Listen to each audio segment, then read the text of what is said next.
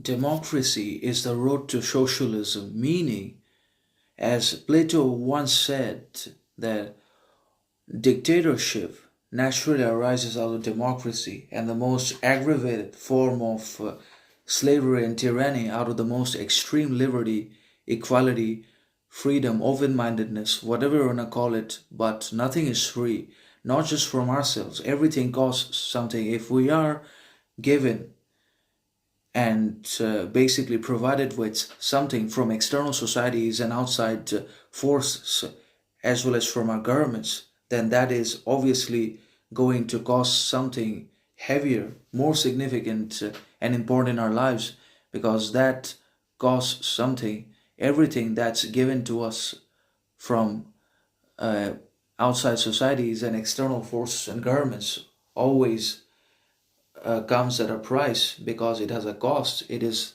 not free at all. So if we're given certain degree of liberty, justice, equality, morality, fairness in our lives as well as in our income, profession, etc., then a certain degree of slavery, subjugation, dominance, control, manipulation, exploitation are also going to be established over us, either knowingly or unknowingly, consciously or unconsciously, depends upon our awareness. But this happens and it is going to continue to happen. So we have to stop this trading system. We have to stop trading our morality, power, knowledge in exchange for external power and outside influence and validation, because it is ultimately control disguised as liberty. Liberty is slavery. You know this.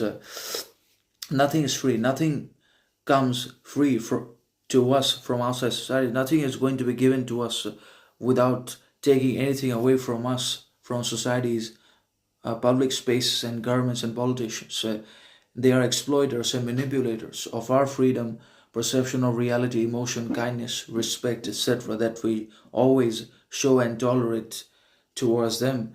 So ultimately, democracy becomes dictatorship. And as Aristotle also said, that democracies degenerate into despotisms, and he was right in his analysis. The modern democracy is a polite dictatorship. It demands control all the time from everyone, and it is also the victim of the globalists and the elites that have already hijacked it. Now, democracy has fallen victim to globalism, capitalism, bureaucracy, and all those evil people are controlling our governments and calling the shots and ruling the politicians' minds and pockets through money.